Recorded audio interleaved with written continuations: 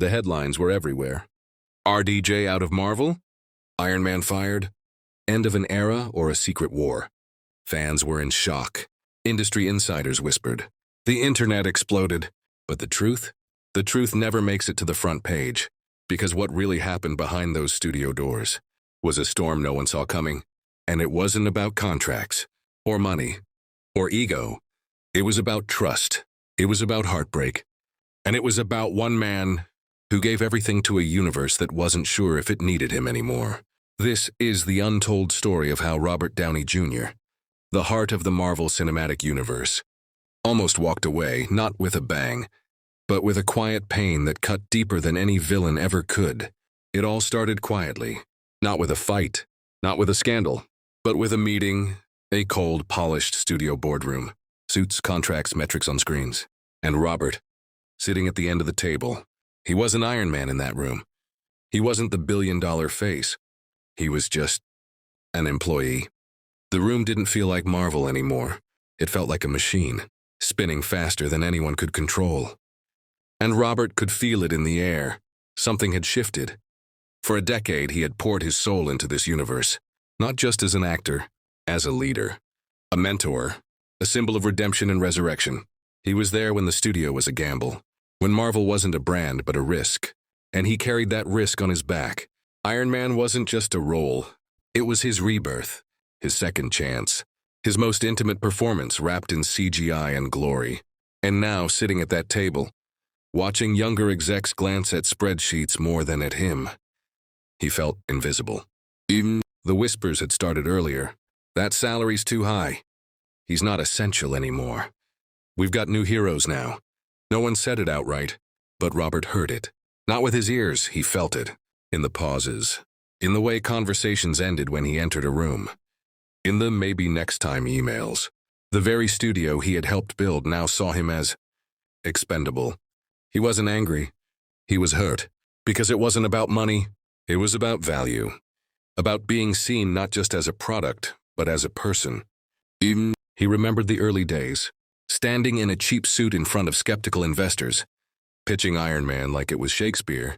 He remembered how they didn't believe in him at first, how his past nearly cost him the role that would change everything. But he showed up. Clean, disciplined, focused, and with every film, he proved that the man who once sat in jail was now sitting on top of the world, but humbly, with gratitude. He became the father figure to a universe of stars, the anchor when things fell apart, the emotional pulse behind every punch and explosion. And now, felt like all of that was forgotten. Like the new age of Marvel had no room for the man who built it. He didn't storm out of that boardroom. He didn't raise his voice. He just nodded quietly, like a man who'd already made peace with a decision he hadn't yet made. But inside, it hurt more than any role ever had. Not because he felt entitled. Not because he thought the MCU owed him forever. But because he believed in what they built. Not just the films, but the family. And families don't treat their foundation like a temporary pillar. That night, alone in his house, Robert stared at his own reflection longer than usual. Not the man in the suit, not the icon, just him, a 50-something-year-old man who had become the symbol of one of the most beloved characters of the 21st century. But now he felt like a statue in a building they were redesigning without him. The calls slowed down. The messages got colder. Marvel had moved on to multiverses, to youth, to fresh faces and cheaper contracts. And though no one said the words out loud, Robert felt fired.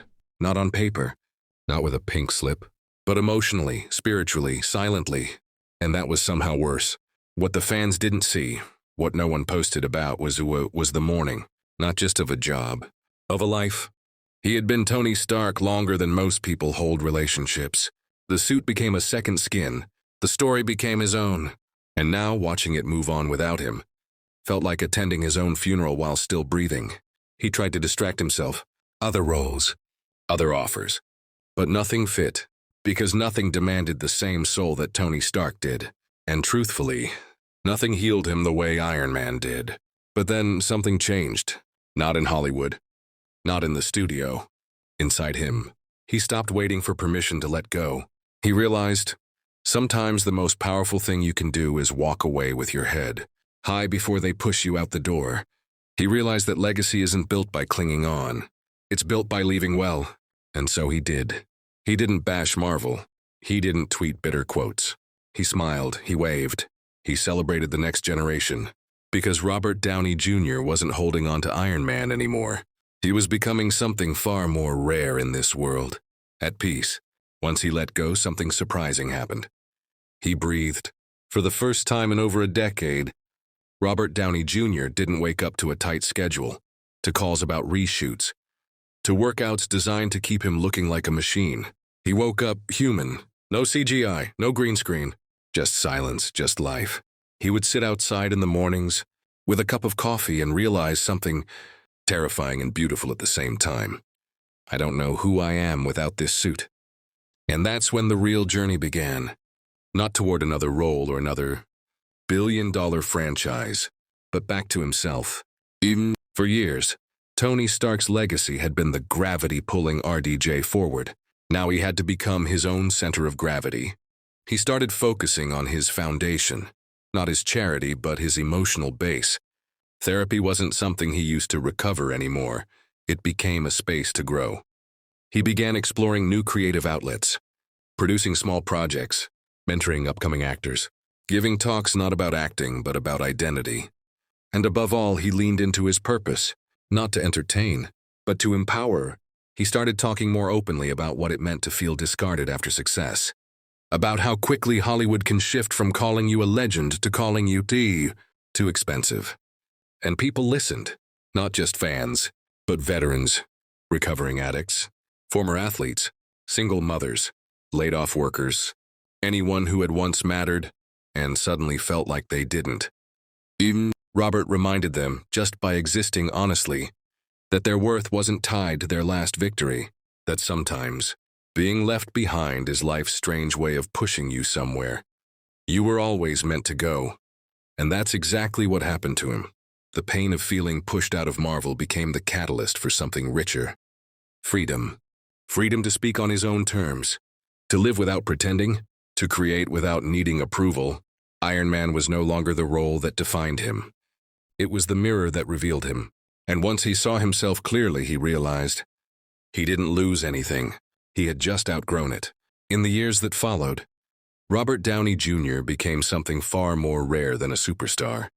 He became real, not just to his audience, but to himself. He wasn't trying to be relevant anymore. He wasn't chasing roles. He wasn't clinging to the spotlight like a life raft in fading fame. He had done that before, and he knew where it led. This time, he chose something different. He chose impact. He began working more with his sustainability projects, talking about climate change, not from a stage, but in classrooms, in boardrooms, in fields no one expected to see Iron Man walking through. He invested in clean tech. He helped reform prison programs. He offered second chances because he knew what it felt like to need one, and he kept showing up in quiet places for people who didn't care who he played in a movie. They cared about who he had become. One afternoon, during a low-key visit to a veterans support group, a man in his 60s, scarred, soft-spoken, looked Robert in the eye and said, "They say you're not Iron Man anymore." Robert smiled and replied, "Maybe not on screen, but I try to be where it counts." It wasn't a performance. It wasn't a line for applause. It was truth, because Iron Man was never really about flying suits or glowing cores. It was about redemption, about choices, about turning brokenness into brilliance. And that wasn't something Marvel owned. It was something Robert Downey Jr. had lived. People sometimes asked him if he missed it. The suit, the fans, the Marvel machine. And the answer? I don't miss being Iron Man. I miss what he meant to people. But then he'd pause and add, then I remember, I can still be that meaning, without pretending anymore. And that's exactly what he became. Not a character, not a brand, but a reminder that no matter how far you fall, no matter how fast the world moves on without you, you can always write the next chapter yourself. As time passed, the noise faded. The hashtags stopped trending. The rumors quieted down. New heroes were introduced. New timelines. New faces. And yet, somewhere in the silence, Robert Downey Jr.'s absence began to say more than his presence ever had. He didn't make a dramatic return. He didn't demand a final film. He didn't leverage nostalgia.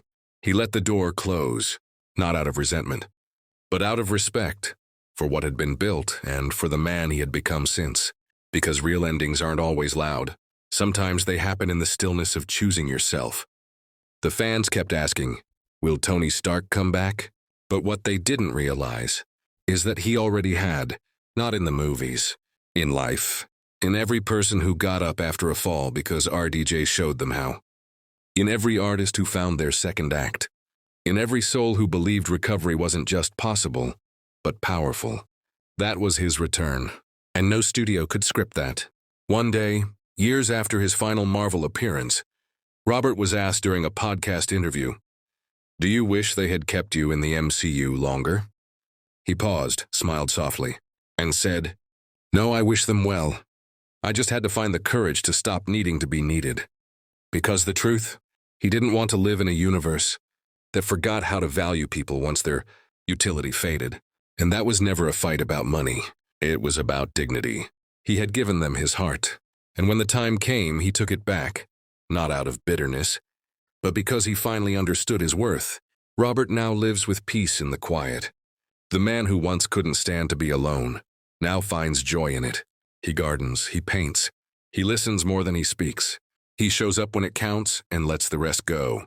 Not Iron Man, just Robert, the man who was almost fired, but instead walked away with grace. And in doing so, he gave us one final invisible gift. He showed us that legacy isn't about how long you stay, but how deeply you're remembered after you leave.